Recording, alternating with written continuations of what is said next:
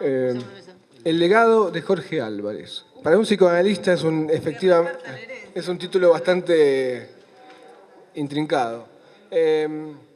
Yo, por ahí quizás algunos venimos todavía con algunas escenas de la mesa anterior, en la que se habló de la librería de la calle Talcahuano.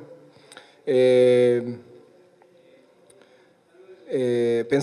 un momento pensé, se habló de la editorial Zigzag, que es una editorial importante para la literatura argentina, porque si no recuerdo mal, allá por los años 38 o 37, en la editorial Zigzag en Chile se edita un libro muy importante para la literatura argentina de cuentos de Roberto Art, el creador de Gorilas, que se edita primero en Chile y luego se edita en Argentina.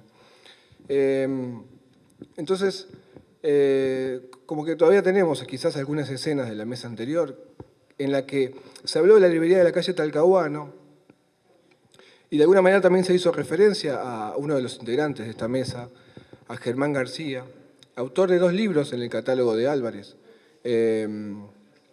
Gracias, Germán, por venir. Nanina, que sale en 1968, y Cancha Rayada, que se edita entre el 69 y aparece en las librerías en el año 70. Que quizás nos pueda contar algo de la librería de la calle Talcahuano. Bueno, también estaba con nosotros María Pía López, escritora, crítica, actualmente directora del Museo de la Lengua. Y también contamos en esta mesa con Guillermo David, bueno, curador de la exposición. Bueno, básicamente la idea sería como pensar quizás los rastros que nos llegan desde aquellos años 60 y si esos rastros tienen que ver efectivamente con un legado de Álvarez. Efectivamente es Álvarez alguien que no ha procurado dejar un legado o al menos una herencia material efectiva. Sus bibliotecas se han dispersado a lo largo del tiempo, el exilio hizo su trabajo. Efectivamente el paso del tiempo hizo otra parte del trabajo y había dejado una parte de su biblioteca a Javier Torre, el hijo de Torre Nilsson, y había dejado, hoy contaba Ronald Shakespeare que estaba intentando reconstruir aquella zona de libros de la editorial Jorge Álvarez que él tiene en su poder. Efectivamente estamos en presencia entonces de un legado que quizás exista, no tanto en términos materiales, sino más bien en términos simbólicos. Efectivamente en términos materiales, tal como intentamos hacerlo con esta muestra. Y bueno, la idea sería pensar algunas de esas cosas. No sé si estaría bien quizás comenzar con Germán, preguntándole algunas cosas sobre aquellos años y a partir de eso pensar algunas de estas cosas. ¿Quiero responder? No sé. Preguntar se puede. ¿Quién pregunta?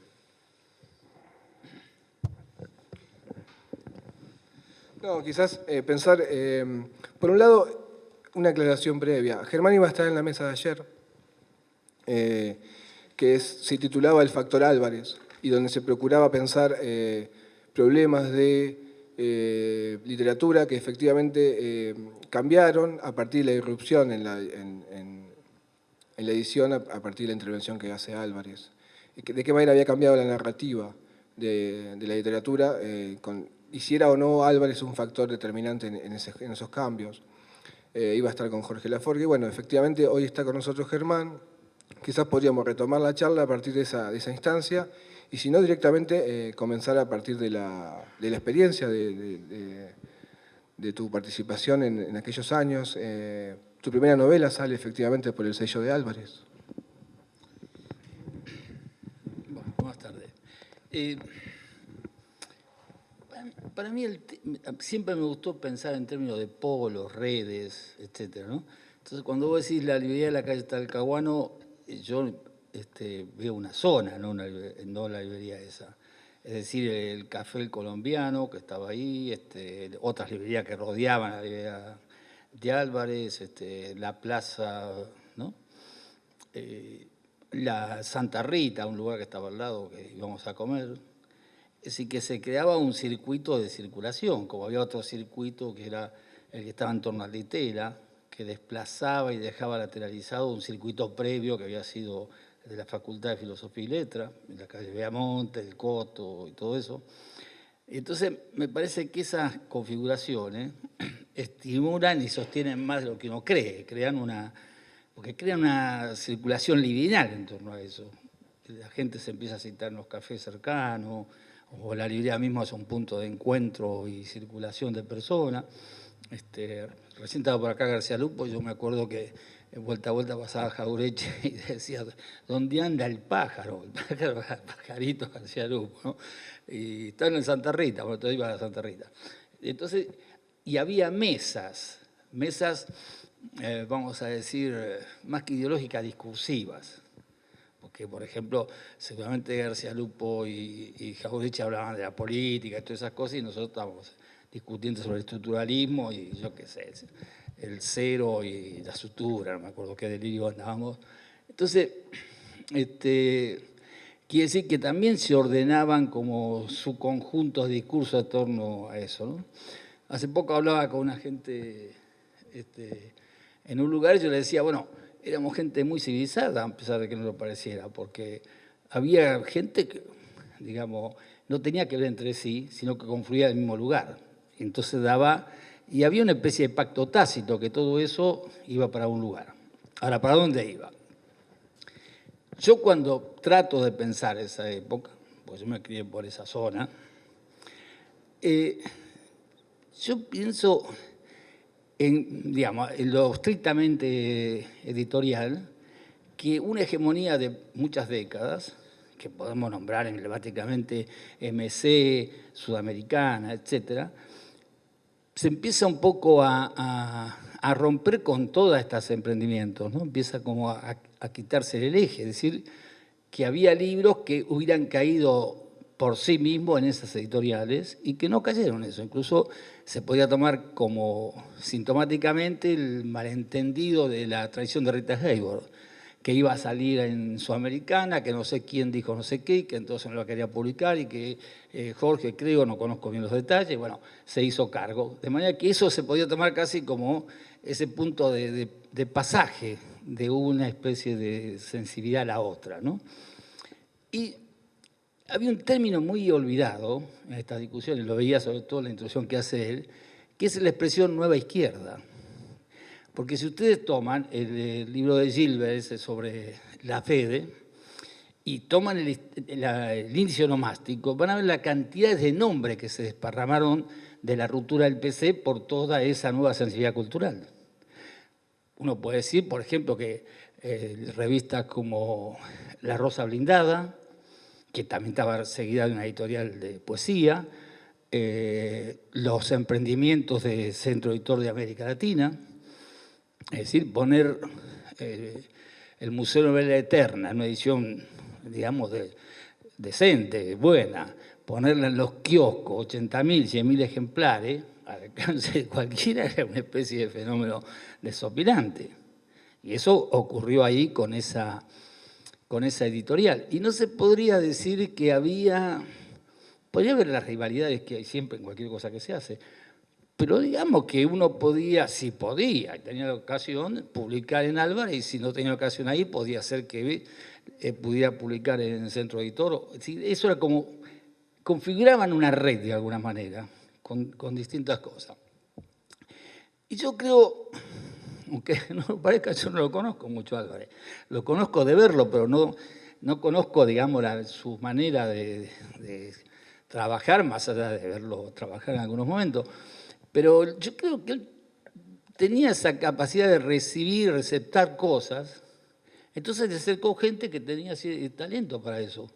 Entonces, pienso yo, que él estará de acuerdo, que Pidi Lugones fue una persona que tuvo así una chispa para pescar una serie de cosas y de sensibilidades.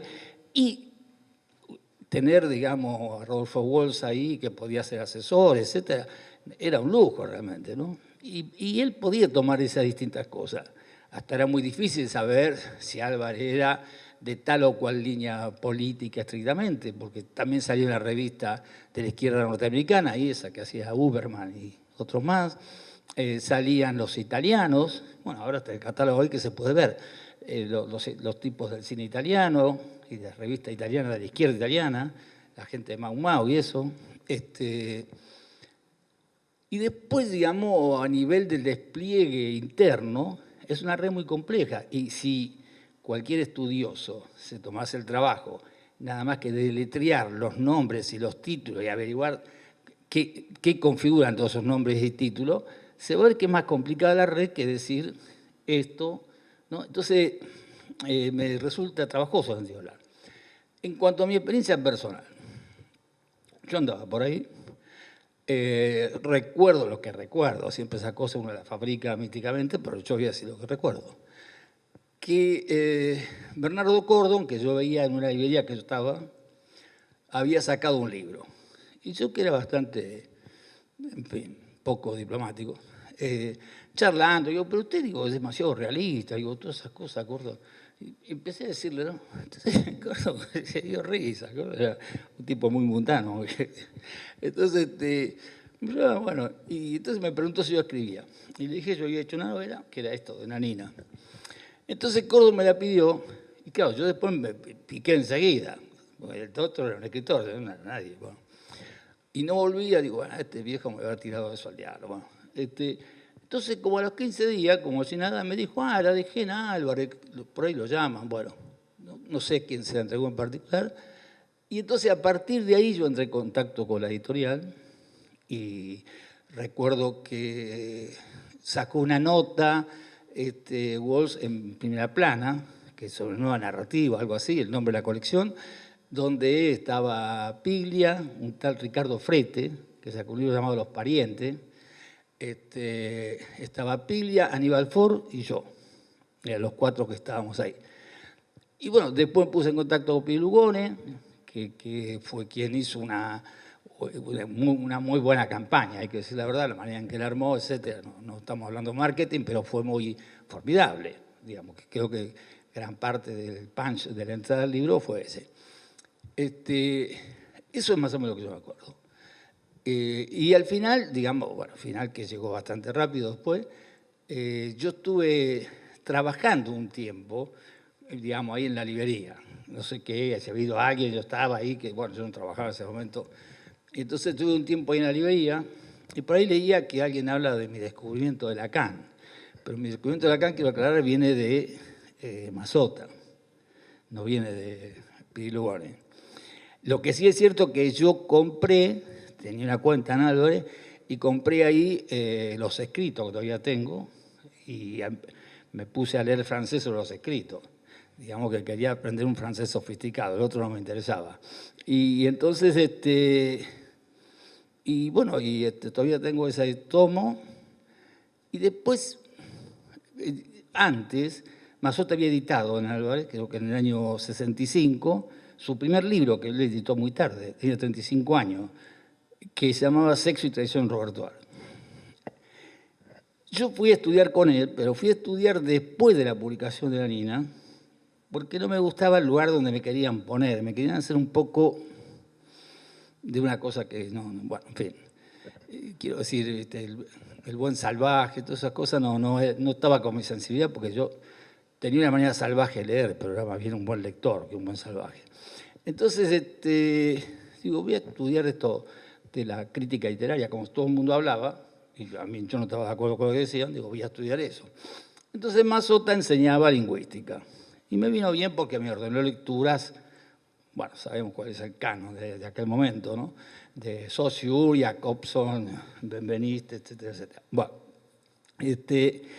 y yo, estudiando con Mazzotta, escribo un texto que estábamos en el juicio de Nanina, sobre que yo quería promover a Lamborghini, que era inédito.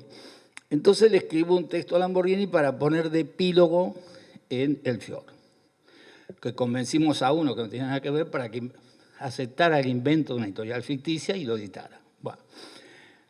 Entonces, sale El Fior, que yo firmo Leopoldo Fernández, no por Maceo Fernández, como muchos creen, sino por mi abuelo, que se llama Leopoldo Fernández,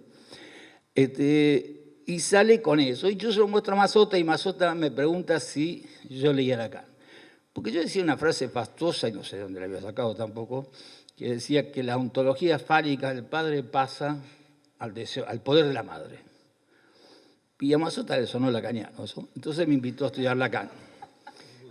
Yo arrastré a la mitad de la revista Los Libros, Smuggler, que hacía poco había empezado, y a otros los arrastré a un curso con Mazota. Pero los otros estaban en pleno Derrida. Andaban con de la gramatología, la semiosis infinita, bueno, cualquier otra. Entonces la primera reunión, que yo me sentía que estaba creando un grupo ahí importante, ya se armó una pelea, como se llama Santiago Funes, que después se fue al gobierno de Allende en Chile.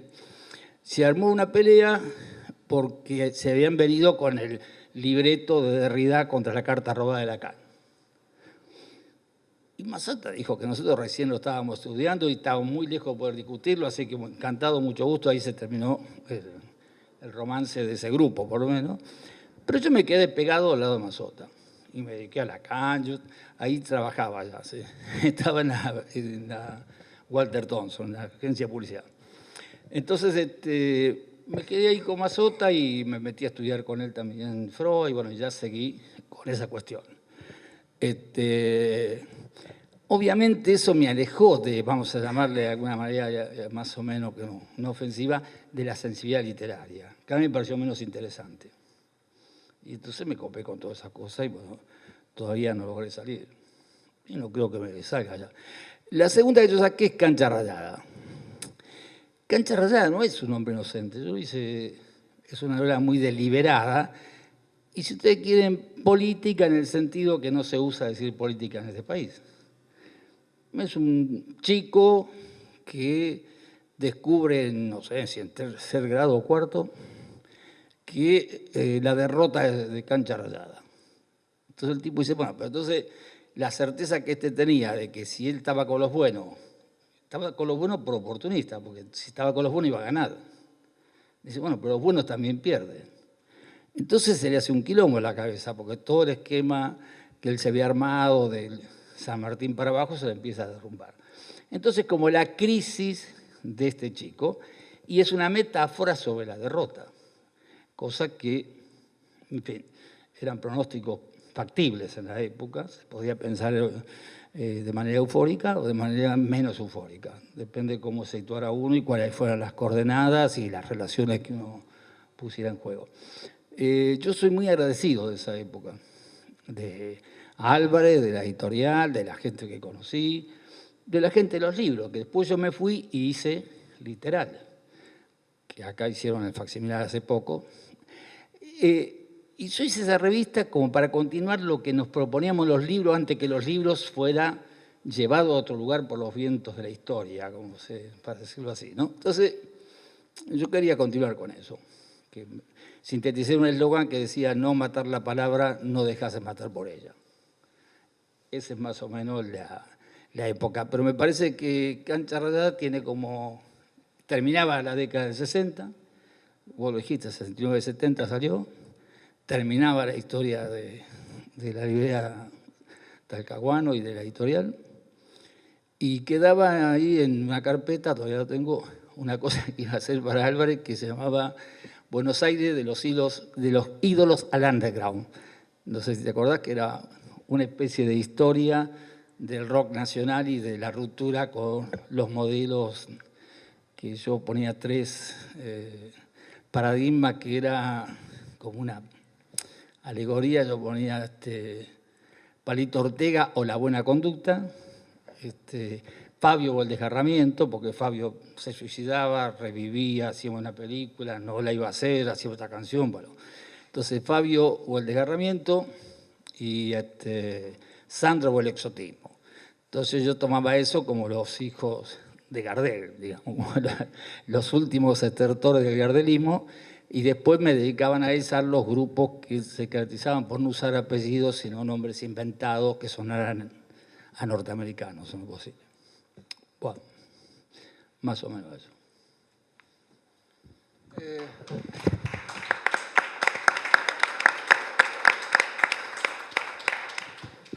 Sí, bueno, quizás no sea casual finalmente la presencia de Germán en el día de hoy, porque si pensamos en el legado de Álvarez, desde el punto de vista literario, básicamente, quizás e intelectual en sentido más amplio, quizás debiéramos pensar también que la editorial Jorge Álvarez cierra sus puertas en los años, a principios, fines de los 60, a principios de los 70. Y hay una anécdota que yo recuerdo, que me la contaba un lector, un cliente de esa editorial, que contaba que cuando la editorial cierra sus puertas o declara la quiebra, había como unas fajas de clausura y muchos jóvenes se acercaban a la librería como para tratar de rapiñar los últimos libros, robarlos efectivamente. Y Álvarez como que dejaba que se robaran sus libros. Él ya había declarado la quiebra y los acreedores, si podemos llamarlo así, hacían como una larga cola y subían la escalera para intentar cobrar algo de lo que quedara. Y entraban a la librería como a las puteadas y subían la escalera, tenían alguna conversación con Álvarez, que no sabemos qué conversación era, y luego bajaban muy, muy silenciosamente por esa escalera. Efectivamente, hoy podemos ir a la librería esa de Talcahuano, que se llama Platero, y vemos la escalera Caracol, a la que imaginamos que era la escalera que subían estos acreedores. Y como que, claro, sí, yo creo que efectivamente se produce ahí un cambio, una transformación en la literatura. Sería difícil pensar que si la editorial Jorge Álvarez hubiese seguido existiendo, hubiese podido seguir funcionando del mismo modo. Hubo una serie de cosas que cambian de los 60 a los 70, que también van a transformar a la literatura. Y me parece que, bueno, la revista literal es como el síntoma también de eso. Hay como una suerte de decadentismo post-boom, quizás, en literal. Pienso que decadentismo en el sentido francés, ¿no?, del término. Me asustaste, yo pensé que era en el sentido castellano. En el sentido, en el sentido de lo que son los poetas sutistes, etc. Y me parece que ahí como que cambia la cosa. Y después en los 80, si hablamos del legado de Álvarez, y el legado de Mazota, el legado de montones de cosas que suceden en los 60. Disculpen, pero mucho iba a cambiar a finales de los 70, pero todo iba a cambiar, porque el desierto empezó con el golpe. Claro. Y el golpe estuvo antecedido por un quilombo que era muy difícil tener nada a partir del 73, más o menos. Yo creo que tienen que tener una cosa en cuenta que ustedes se están olvidando porque no lo vivieron desde dentro. Se utiliza eso de las décadas del 60, el 70 y todo demás, pero la fecha clave no es fines del 70, ni siquiera la quiebra de la editorial. Todo empieza a cambiar a partir del 74-75. Esos 5 primeros años de la década del 70 los podés incorporar perfectamente a la década del 60. Porque sigue habiendo ese mismo espíritu, siguen saliendo las cosas, siguen pasando las cosas y todavía no estalló la locura a los niveles que después llegó. Entonces, en el 75, sí, ya se hace público y notorio un montón de cosas que cambian efectivamente a partir de ahí toda la situación siguiente de la literatura, de los compromisos, de los estilos y de todo lo que ustedes quieran. Pero la década del 60 no termina en el 69-70. Realmente la fecha de finales, sin ponerlo exagerado, es el 5 de septiembre de 1975, cuando la gente toma conciencia de esas 35.000 personas que salieron del recital de Adiós Sui Generis y que fue la primera plana de todos los periódicos de la República Argentina. Porque ahí tomaron conciencia que había empezado una historia diferente, una historia distinta, que ya no era tan estrictamente literaria. Y eso no se subraya con facilidad, ni lo subrayan ni siquiera los críticos. Pero ténganlo en cuenta, porque si no se van a equivocar, ¿eh? La década del 60 no termina en el 69, termina en el 75. Pía. Lo que acaba de decir Jorge arruina el comienzo de lo que yo había pensado. No fue mi intención. No, por favor. No, porque cuando hablaba Germán, yo pensaba esta idea de legado. Yo nací en el 69. 69, entonces... Entonces pensaba estrictamente en el desfasaje con aquella época que nos convoca a esta mesa. Digamos que en el desfasaje de llegar a nacer en las postrimerías de todo, ¿no? Cuando todo terminó. Y sin embargo sentirse deudor, deudor de un modo extraño con esa época. Cuando se inauguró esta muestra, Jorge dijo algo que me pareció muy interesante, que era: no tengo ningún libro ni ningún disco de los que edité, porque lo que querría es tener la posibilidad de volver a editar un disco, volver a editar un libro, ¿no? Dijo esa frase, pero por suerte no es necesario que Jorge tenga los libros o los discos. Lo que sí es interesante es que esos libros y esos discos circularon y llegaron a manos de muchas personas que ni siquiera eran contemporáneos a esos discos y esos libros, ¿no? Y ese me parece que es digamos, porque hay un modo vitalista, que Jorge lo pensó el otro día, que es actuar sobre un presente fuerte en el cual cada obra que se produce interviene y modifica de cierto modo la sensibilidad, afecta de cierto modo la sensibilidad, pero este es otro plano, me parece, que es cómo le hablan a otro presente que no es el de las obras que fueron construidas, en el que fueron producidas las obras, ¿no? Y en ese sentido me parece que es muy poderosa la idea de legado para las generaciones que no vivieron los 60, que sin embargo somos herederos de la cultura de los 60. Que eso habla mal de nuestra generación, en el sentido de quizás no tener las fuerzas creativas necesarias para haber producido otras cosas menos herederas del momento anterior, pero al mismo tiempo muestra todavía la fuerza que tuvieron esos proyectos, esas ideas, y también las fábulas que le corresponden a los 60.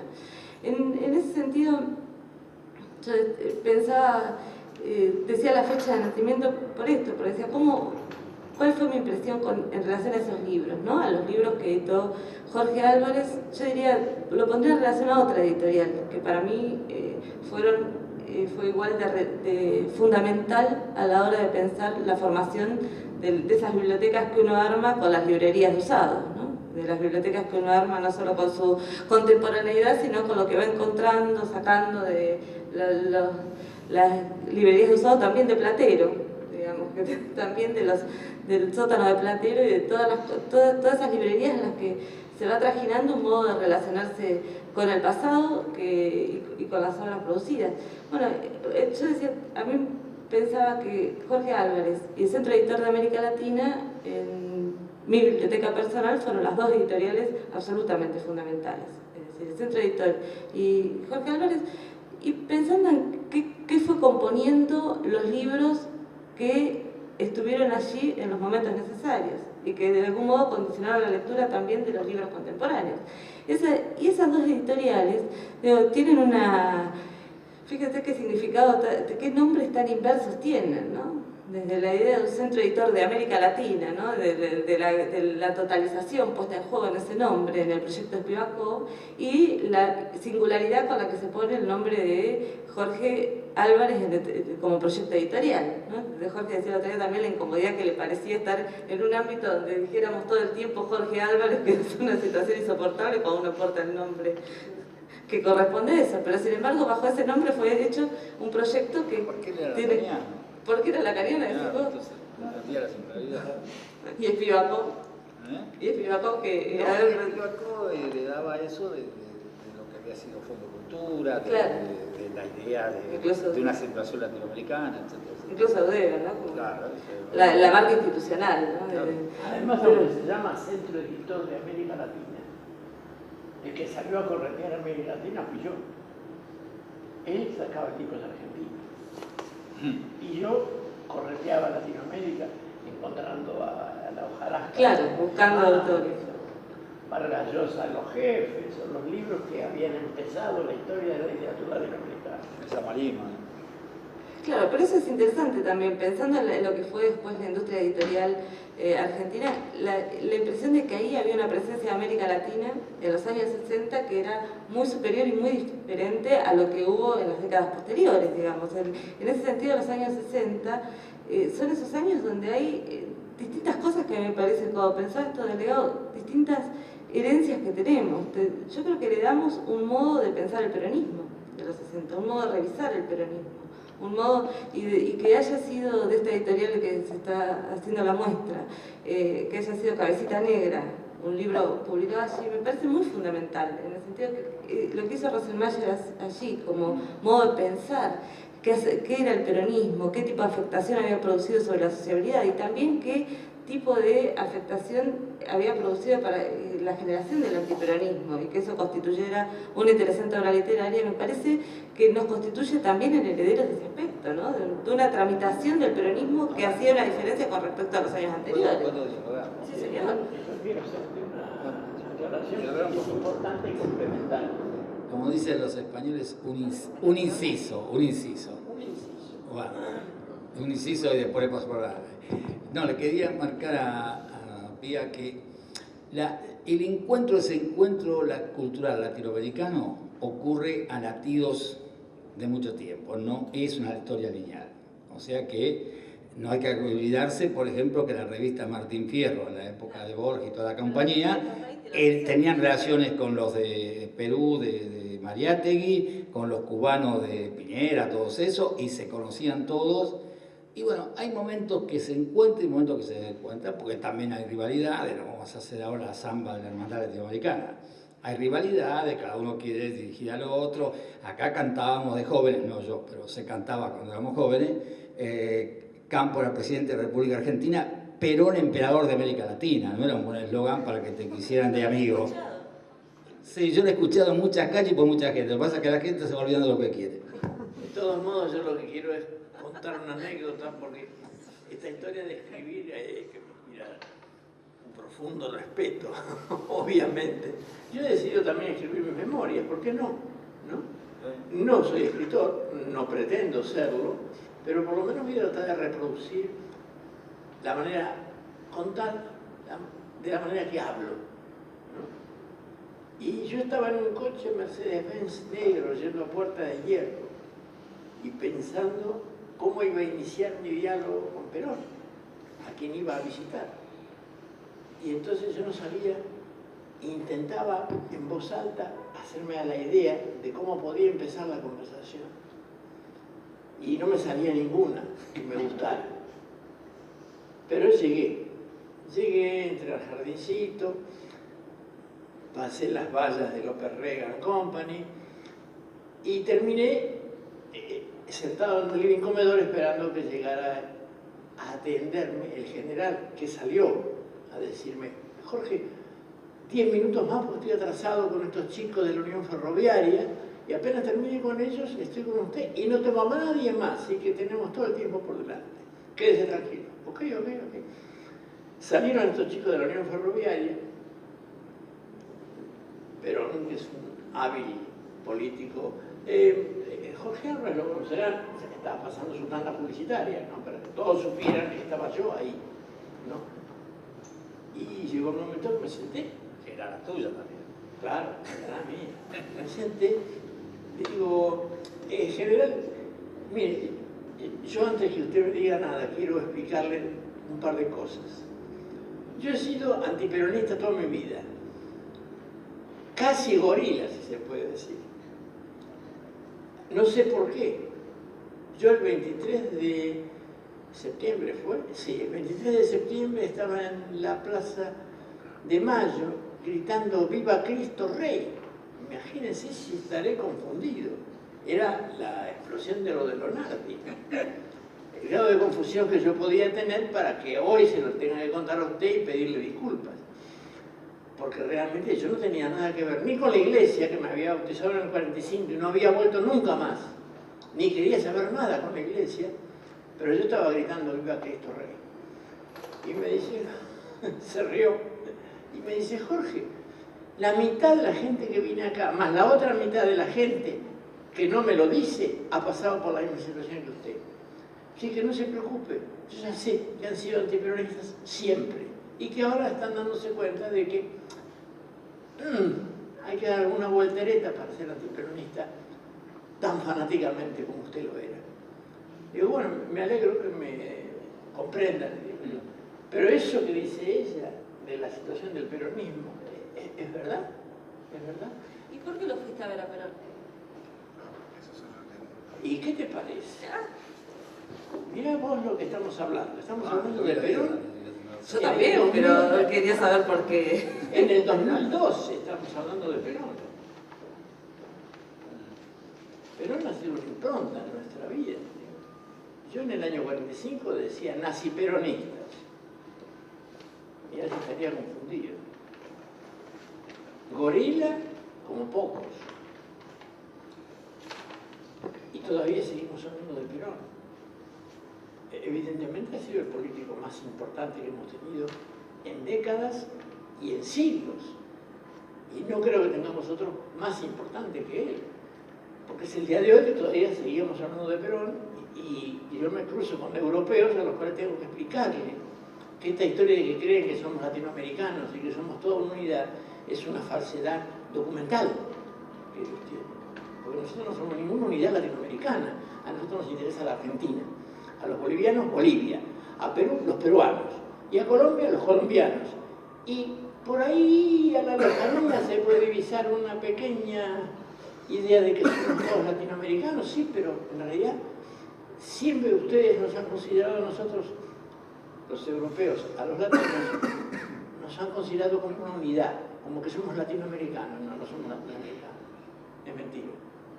Somos argentinos, somos cubanos, somos peruanos, somos bolivianos. Si no, no se entendería nunca realmente por qué los europeos tienen la idea de que nosotros somos fascistas de nacimiento. Todos. Y que además de eso hayamos hecho las cosas tan mal, tan mal, como para cargarnos al Che Guevara porque no era nada más que un revolucionario que venía a molestar al Partido Comunista. Y esto es la realidad. Claro que nadie la dice porque es pesada. Asumir que nosotros hemos hecho todas las cosas mal, nosotros mismos, pero que nos han mirado con una mirada que no corresponde a la realidad, porque nosotros realmente no hemos sido latinoamericanos nunca. Y los argentinos especialmente, menos que nadie. Eso es lo que pienso. Guillermo. No, para que lo terminé. Perdón. No, quería decir otra cosa más. La nena tiene que ver. Por favor. Habla. Pero además, escúchame, nací el 17 de octubre de 69, Germán. Es un tema muy caro para mí. Lo que quería decir, un error que cometí ayer buscando libros de Jorge Álvarez en la biblioteca de mi casa, porque había visto la muestra acá y había un libro que estaba segura que había sido editado y que no estaba acá. Entonces, cuando lo encontré, me di cuenta que esa confusión obedecía a que el libro podría haber sido editado por Jorge Álvarez. Y ahora cuando Germán contaba esto, el libro frustrado, es por eso, porque el libro es un libro de la Flor que se llama Buenos Aires de la Fundación a la Angustia, y que tiene la misma lógica, el mismo formato que las crónicas que sí editaba Jorge Álvarez. Y recordaba ese libro, estaba buscando ese libro, convencida que lo había editado esta editorial, porque es un libro donde hay un cuento de David Viñas, que es un cuento extraordinario, me parece a mí, que se llama Sábado de Gloria, en la capital socialista de América Latina.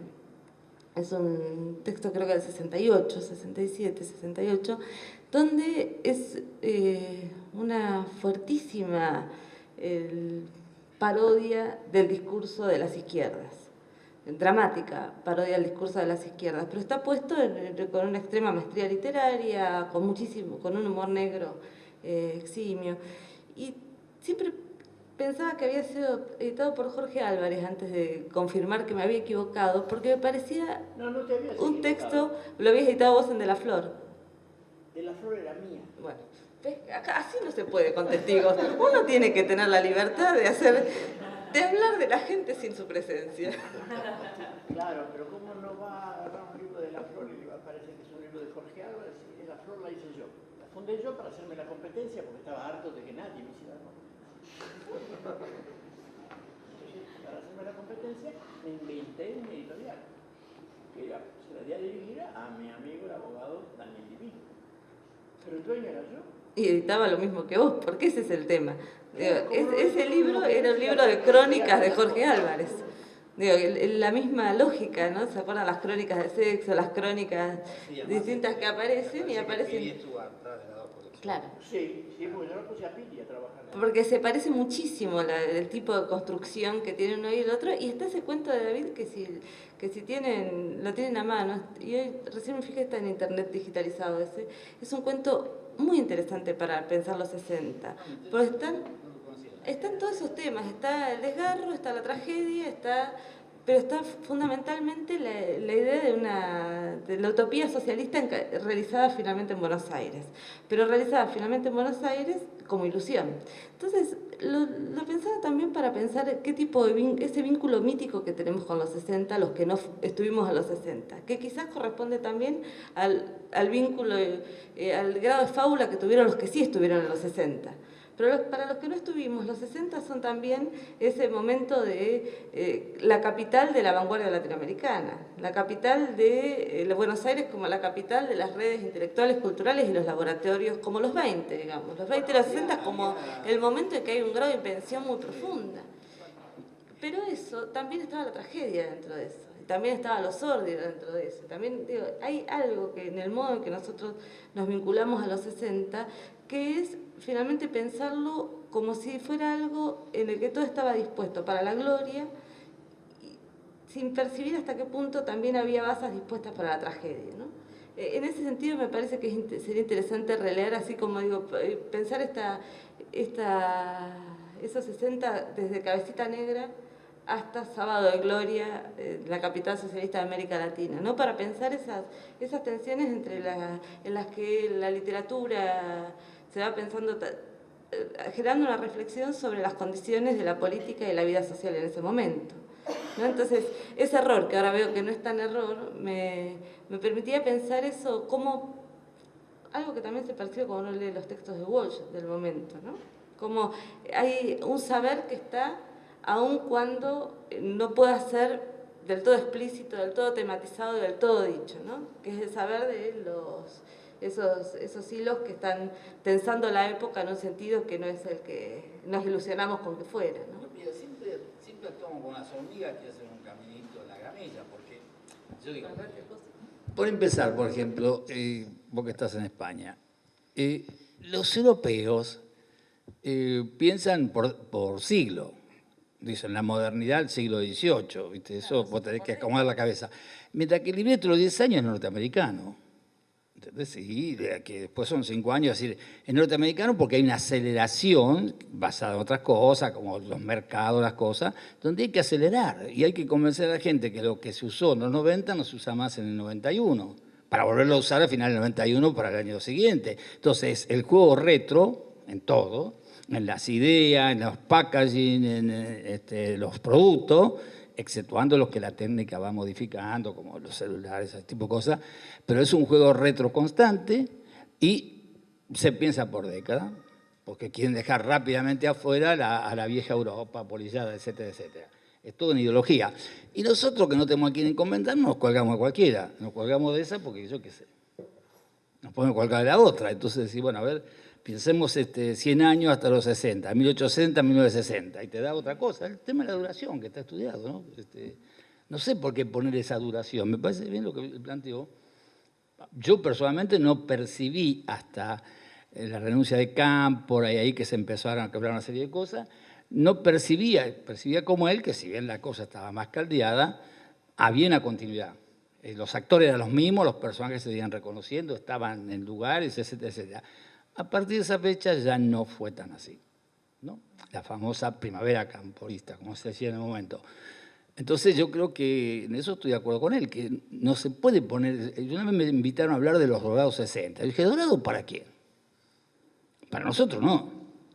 Porque no vamos a creer ahora que nosotros éramos franceses o norteamericanos. ¿Dónde están los dorados 60 argentinos? La mitad de los 60 fue Hungría. No sé. Prohibiciones, vos sabés, ahí Nanina no fue prohibida Nanina solo, fue prohibido todo. Bomarzo, la ópera de Mujica Lainez, fue prohibida, no sé por qué solo no han prohibido. Yo qué sé, y arrasaron con todo ese año. Henry Miller, no me acuerdo, 20, 30 títulos de literatura. Claro, yo pienso que la Argentina siempre ha tenido esa característica tan especial que vos subrayás ahora, que de dorado nada. Nosotros nunca hemos vivido esas cosas doradas que han vivido en otros lados, pero siempre nos hemos alimentado con esa especie de seguridad maravillosa que tenemos, de que siempre somos los primeros. Cuando nadie conoce a Bergman y los suecos ni saben que existe, nosotros somos admiradores de Ingmar Bergman. Y cuando, bueno, siempre igual, Sí, Jorge, cuando la primera película de psicoanálisis que hay, no sabes cuál es, Cuéntame tu vida. Bueno, pero, Nosotros veíamos Cuéntame tu vida cuando yo era una larva infecta que tenía 7 años. pero hay que ver el revés de la trama. Cuando vos vas a un congreso internacional de psicoanálisis, siempre hay el francés que pregunta ¿cómo se habrá traducido Freud por primera vez? Y salta el niño que dice señorita, es en español, en castellano, ¿no? Dice el otro. Lo que no dicen es una cosa, que desde Dubélé le dijo a Francisco I, no hay que traducir porque es el servir con los extranjeros, hay que imitar. Y los franceses hacen la tragedia francesa, al modo griego, pero no se ponen todo el país a traducir griego ni a hablar en griego. Se pondrán los especialistas en el tema, obviamente. Entonces, en un lugar la academia con sus temas de tal, y en otro lugar la sociedad. Y los franceses, cuando se tradujo Heidegger, El ser y el tiempo, que fue por una infidencia belga, que los belgas siempre son el talón de Aquiles de ellos, que tradujeron en el año 72, El tiempo, los franceses lo leyeron como que Heidegger era un discípulo de Sartre, pues ya se lo habían afirmado todo. Lo mismo, hasta que Lacan no hizo una versión francesa de Freud, Freud no entró a Francia, porque lo consideraban un ladrón de las ideas de Charcot y del otro personaje con el cual estudió Freud 6 meses cuando era joven. Bueno, quiero decirte, ahí las rivalidades nacionales entre ellos y todo eso juegan un papel muy fuerte. Entonces, esa cultura nuestra, que es una cultura de recepción de cosas, como yo decía una vez, pero ¿por qué hacemos sustitución de importaciones? Ponemos galpones vacíos con máquinas y traductores de todas las lenguas que vayan reduciendo libros. Imaginando libros extranjeros, 500 páginas, hacemos de 50. Una especie de país Perú. Porque no hacemos que eso. Vos agarras un libro argentino, son todos citas de autores extranjeros. Agarras un libro extranjero, no hay ningún argentino. Esa es la verdad. Entonces yo ya no estoy orgulloso de ser el primer boludo que estuvo con Bergman, el primer comprador de cualquier cosa que se venda. No, yo no lo decía con orgullo. No, bueno. Simplemente lo subrayaba. No, está bien, pero yo digo que ahí hay una debilidad en esa supuesta... No, yo creo que está protegido nuestra manera de ser por la lejanía que estamos de los centros de poder y de los centros de donde nace la información. Siempre hemos necesitado saber más que los que lo hacen. Pero sin defender el proteccionismo peronista, durante los primeros gobiernos de Perón, el cine argentino, del teléfono blanco, con Laura Hidalgo y toda esa gente, competíamos con los norteamericanos, los mexicanos. Después del 55 no competimos con nadie. Se acabó la libertad, se acabó la joda. Hay libertad para traer cosas, pero no hay libertad para vender. No hay, vos estuviste ahí en España, los gallegos, en la canasta diplomática, como dice. Dicen, bueno, está bien, te traducimos un francés por, no, mejor dicho, 10 franceses por un gallego. No, pero negocian las traducciones, no es que cualquiera se pone a traducir y yo qué sé, y se hace defensor de Rancière, defensor de cualquier desdichado jubilado francés que tiene tiempo ni a dar conferencias por acá. Conozco ese mercado. Soy víctima y trato de ser socio. Bueno, buenas noches, me toca ser el último. Fui el primero, porque fui a quien le tocó en suerte la tarea de curar esta muestra. Me gusta la palabra curador, es una palabra en el curator, el encargado de las colecciones en los museos ingleses y norteamericanos, y fue ingresando en la lengua argentina hace unos 20 años. Pero me gusta más el doble sentido de la palabra curador, con el cual siempre está el chiste, vos que curás, sos curador que curás. Y me gusta esta idea de una cosa que dijo Shakespeare, que dijo, es difícil explicar el pasado cuando uno no estuvo ahí. Bueno, yo no estuve ahí. Nací en el 65. No estuve en ese pasado. Ese pasado, como dijo Pía, nos convoca, nos atraviesa, Estamos absolutamente impregnados por una memoria de la adolescencia de nuestros padres. Mi padre sí estuvo allí, mi madre también. Entre los teóricos del coleccionismo se dice que en realidad se empieza a coleccionar y a devenir materia coleccionable, la memorabilia, los objetos, los textos, las imágenes, las palabras, las obras de arte, que corresponden a la infancia de los propios padres. Efectivamente, en la experiencia ya de más de 20 años de curar muestras, muchas de historia, otras cosas, y en esta también, me encontré con el vacío público de los archivos referentes, en particular al rock nacional, pero también a la memoria, en este caso, de Jorge Álvarez, la editorial. Rápidamente, cuando me convoca Horacio, a raíz de la propuesta de Juan José, lo conocía Jorge, para hacer esta muestra, bueno, uno inmediatamente traza el mapa de los libros de Jorge Álvarez que leyó o que tiene en su biblioteca. Yo me jactaba de tener casi todos, error. Empecé a buscar con Cecilia Larsen, gran investigadora, a quien agradezco profundamente el trabajo impresionante de investigación que hizo en muy poco tiempo. Bueno, saltaba la falta cada 2 segundos. Mirá, este tipo además inventó el formato de la historieta en forma de libro, cosa que no existía en la literatura argentina. Quino editó Mafalda. Mafalda forma parte de nuestra educación sentimental, en las ediciones de La Flor. Bueno, las ediciones Mafalda están aquí. Las inventó Jorge porque lo veía, me lo contó en mi casa, la noche de la tormenta grande. Lo veía el recortecito del diario Clarín en los escritorios de los empleados de los bancos. Entonces dijo, acá eso es marketing, ¿no? Acá hay un negocio. Y él le propuso a Quino hacer el libro, y ahí inventó el formato, que es un formato universal, de la historieta en libro. Editó La Mujer Sentada. Pude conseguir un solo ejemplar en todo Buenos Aires. Inventó Alezama Lima para el mercado argentino. Paradiso, editado por De la Flor, fue editado por Jorge Álvarez, antecedido por esa antología extraordinaria que Jorge fue a buscar a Cuba. Inventó todo lo que inventó. Cuando empecé a recoger el hilo de las cosas que editó, los casi 300 libros que editó, con el temor, y cuando estábamos apurados por los tiempos, el temor de cerrar el catálogo, de que aparecieran como efectivamente sucedió. Hoy me acabo de enterar de la existencia de un libro que ni sabía Jorge que existía, que era Peligrosos a cualquier velocidad. Ese libro no lo tenemos, no está en el catálogo, lo declaro, error, no está en el catálogo, no está en la muestra, que fue un gran libro. Yo recuerdo haberlo visto ahora, cuando lo escuché a Pajarito decir, bueno, recuerdo haberlo visto en alguna de esas librerías. Me gusta esa idea de las cosas que quedan afuera y de los archivos, estamos en la Biblioteca Nacional, los archivos incompletos, y de lo que se pierde en el transcurso de las propias vidas, de la vida de quienes nos antecedieron. Vos mismo contaste que fuiste dando tus libros, la escena que contó Juan de la librería quebrada y ya los podemos llamar amigos, porque yo hubiera hecho lo mismo, que fueron a rescatar los libros que quedaban. Me contó hace un ratito una persona que se fue, dice, yo era policía en el año 71. Así se presentó el hombre. Era policía en el año 71, me mandan a controlar el tránsito y viene Jorge Álvarez, pasa en rojo y lo detengo. El tipo vino a contar esa anécdota y se fue. Entonces, yo digo, bueno, ¿y qué pasó? Dice, bueno, me coimió. ¿Cómo? ¿Sabes qué hizo? Dice, se bajó del auto sin decir una palabra, me abrió el baúl, sacó una caja llena de libros y me dijo, pibe, esto es para vos. Ahora el tipo orgulloso me dice, ahora soy un militante. En ese momento, bueno, estaba en la policía. Pero digo, ahí entiendo primero por qué no se quedó con libros ni con nada. Pero además me parece interesante el gesto, con una cosa que he dicho muchas veces, pero que el gesto de construir desacralizar el libro, construir un catálogo editorial formidable,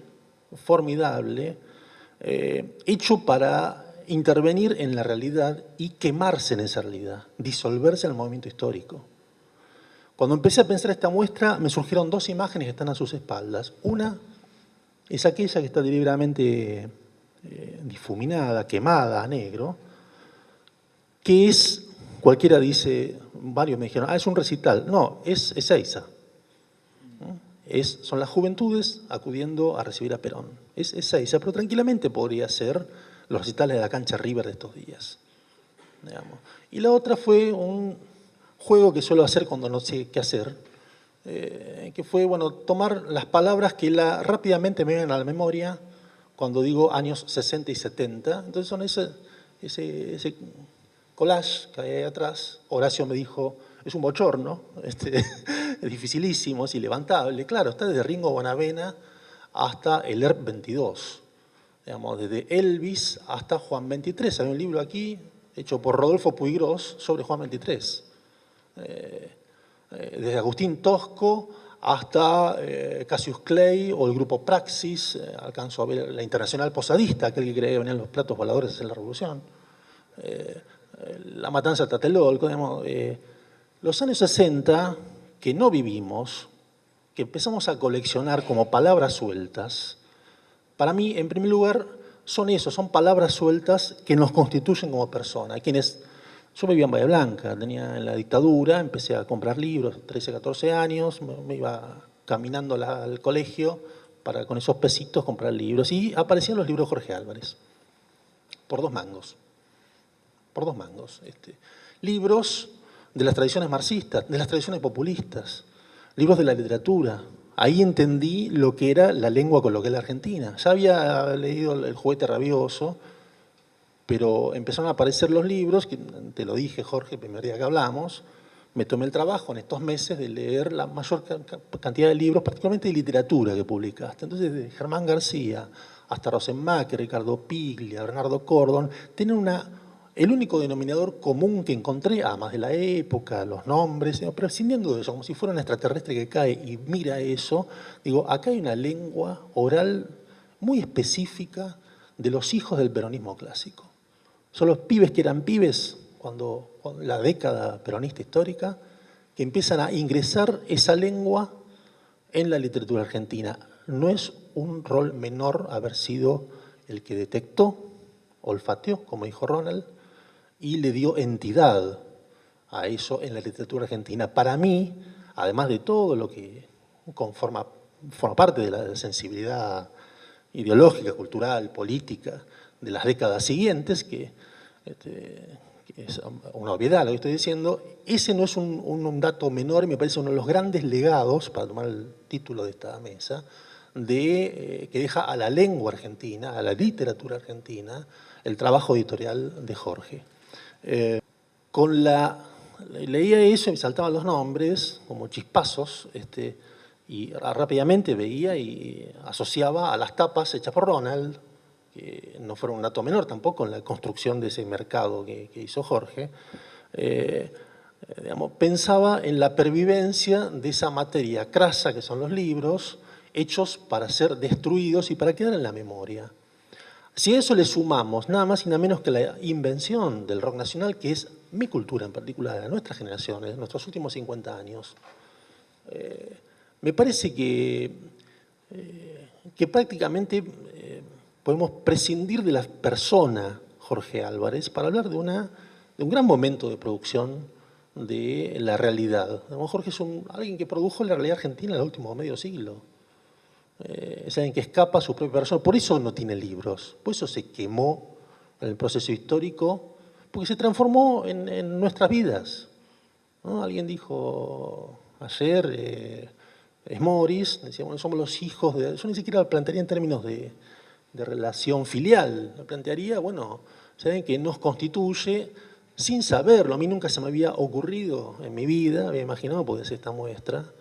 Sí, siempre pensé en los años 60, los años 50, el peronismo, todas esas cosas, las escribimos, pero al verlo como puesto todo en la misma serie, digo, ¿cómo puede ser que una persona absolutamente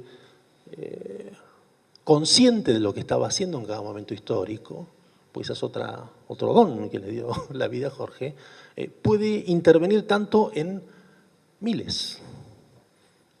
Puedo nombrarte decenas de personas, centenas de personas que han hecho la misma experiencia en su educación sentimental, tanto en... Nosotros aprendimos a pensar en la dictadura, no había libros, era muy difícil de conseguir, circulaba mano en mano, con las letras de los discos y de la música del rock nacional, que dictaste vos. Digamos, sucio y desprolijo, era un himno a la transgresión, como dice como 2000 más, a la transgresión personal en relación a la voz de orden del pelo corto. Entonces, digo, me parece extraordinario la existencia. Muchas veces pensamos los recortes de época, efectivamente, con redes, con epistemes, esas cosas más finas que se suelen decir en las facultades, pero después hay personas concretas que hacen las cosas. Lo que decía ayer, me preguntaban en la radio, bueno, pero si no lo hubiera hecho Jorge Álvarez, bueno, pero lo hizo él, y se le ocurrió y lo desarrolló y lo desplegó, atravesando la historia del último medio siglo, sabiendo que lo estaba haciendo, además. Si uno lee las declaraciones de las revistas Pin-Up, de la revista La Bella Gente, Jorge sabía exactamente lo que estaba produciendo. No es tampoco un actor inocente, como muchas veces pensamos la historia, bueno, lo hacen pero no lo saben, como dice Marx, ¿no? No, era muy consciente de lo que estaba haciendo. Estaba produciendo una ruptura, un cambio generacional, estaba inventando la juventud como mercado de consumo, pero sobre todo como actor histórico. Le estaba constituyendo el oído, la lengua. Digamos. A mí me sigue pareciendo impresionante. Sigo no pudiendo decir algo coherente sobre este fenómeno, porque me parece que no cierra nunca. Siempre nos falta un libro que aparece, que hizo Jorge, un disco que editó. Allá habíamos hablado del catálogo y le digo, che, pero nunca editaste tango. Ah, sí, yo grabé a Horacio Malavicino. Y ahora me lo decís. ¿No? Grabó a Paco y Lucía en los estudios Abbey Road. Digamos, porque hay muchas cosas que no están en la muestra porque no corresponden al periodo, digamos, tratado. Decidimos cerrarlo en la década del 70. Y también, y esto lo quería decir, tiene que ver con lo que venía diciendo Pía, también tenía la percepción, por eso la ambigüedad de esa imagen de multitudes, no saben qué son, de que había una tragedia en el fondo. Una tragedia personal y política y pública. Por eso tuve que marcar la diferencia. Cuando monté la muestra, cuando estaba diseñando la muestra, los colores pop, el diseño, la gráfica, la música, todo parecía con una especie de liviandad engañosa. Entonces me vi obligado a poner el anclaje histórico, que son esos dos series de fotos falsamente montados como si fueran una película de los años 70, donde lo pesado de la historia está. Hay una foto de jóvenes policías saludando a la avenida de Perón. Hay una foto de jóvenes enviados a matar gente en Tucumán. Hay fotos de desaparecidos, de quemas de libros, fotos de personas cacheadas por jóvenes de su misma edad. O sea, es la contracara de la juventud, digamos, que también, y que finalmente fue la que terminó predominando. Hace un par de horas, Miguel Grimberg dijo, bueno, nosotros imaginábamos el mundo de la felicidad, el mundo utópico, y fracasamos. Y no estoy de acuerdo con ese diagnóstico. Fracasamos porque hay muertos. Vos mismo dijiste, de esa lista de los títulos, hay 18, ese fue el nombre que te daste, 18 desaparecidos, de los títulos que publicaste. Prefiero no hacerlo, para que esto sea una fiesta. Efectivamente la fiesta está y es una fiesta. La conmemoración, la actualidad de la música, las palabras, la literatura, es algo para celebrar, pero los muertos están. Y nos faltan a todos, estamos en víspera de un nuevo aniversario del 24 de marzo y eso hay que decirlo. Ahora, ¿qué es lo que lega alguien a quién? Esas son las preguntas que yo traté de responderme al curar esta muestra, con la falaz intención de curar un pasado que, como todos sabemos, no admite cura, sí admite que abramos las preguntas por su presencia, no por su presente. Así que esto es más o menos lo que quería compartir hoy con ustedes, pero con vos en particular, Jorge.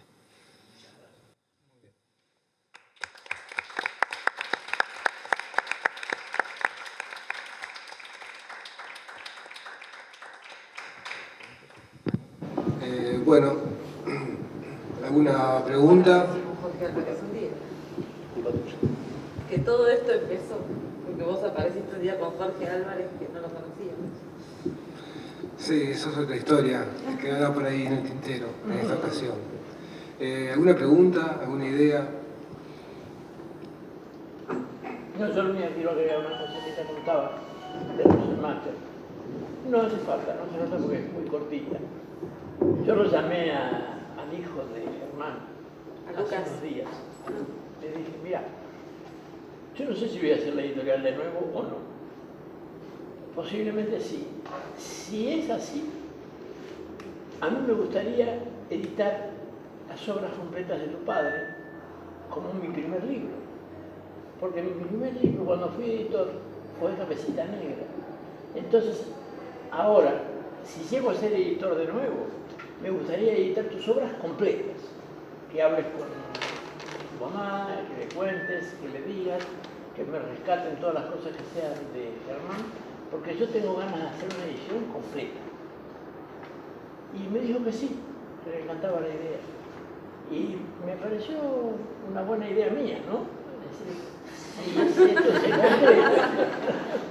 Bueno, pues hagamos de nuevo la editorial, pero empecemos con el primer libro, con Germán Rosenberger, Cabecita Negra. Que además es curioso, yo, que era un gorila fanático, el libro ha sido Cabecita Negra, ¿no? Como una broma.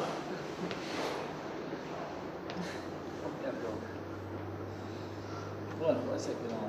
Bueno, si no hay nada más, entonces No logramos despertar ninguna pregunta. simplemente decir una idea nomás. Antes de que terminen las jornadas estas, me parece quizás pertinente nombrar a Oscar Terán, que escribió ese libro en nuestros años 60. Ya que se discutía la cuestión de las décadas, creo que en los años 60, para Rogelio García Lupo, en la revista Lucha Armada, decía una vez que los 60 terminaban en el año 70 exactamente, con el asesinato de Aramburu, porque ahí empezaba otra historia. Pero para Oscar Terán, sin embargo, los años 60 serían años mucho más largos. Es una década larga que dura 20 años. Va del golpe del 55 hasta el golpe del 76. O sea que efectivamente son los años 60, años que da para que dejan mucha tela para cortar. Estoy pensando ahora en relación con el legado, estaba pensando una cosa que me decía Horacio García, un editor, que cuando empieza la democracia en el 83-84, en el 83-84 los libros que se comienzan a vender en la calle Corrientes son aquellos libros que habían quedado saldados a partir de la censura en los 70. O sea que los primeros libros que se sacan a las vidrieras son los libros que habían quedado en los sótanos de la avenida Corrientes. Y se me ocurre que ahí también empieza un poco también a correr este legado, que quizás estemos todavía o no intentando digerir. Así que nada, simplemente bueno, agradecer entonces si les parece, son las 9 de la noche, casi de un día viernes, estamos acá como un grupo de locos, tratando de pensar los 60.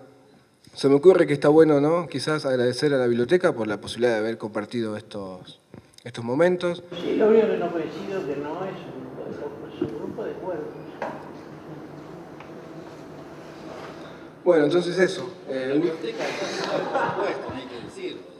O sea, por supuesto. Bueno, entonces sí, entonces agradecer a todos la presencia, la posibilidad de haber compartido estas jornadas, gracias a todos los presentes y bueno, gracias a Jorge por haber vuelto y habernos hecho pensar algunas cosas.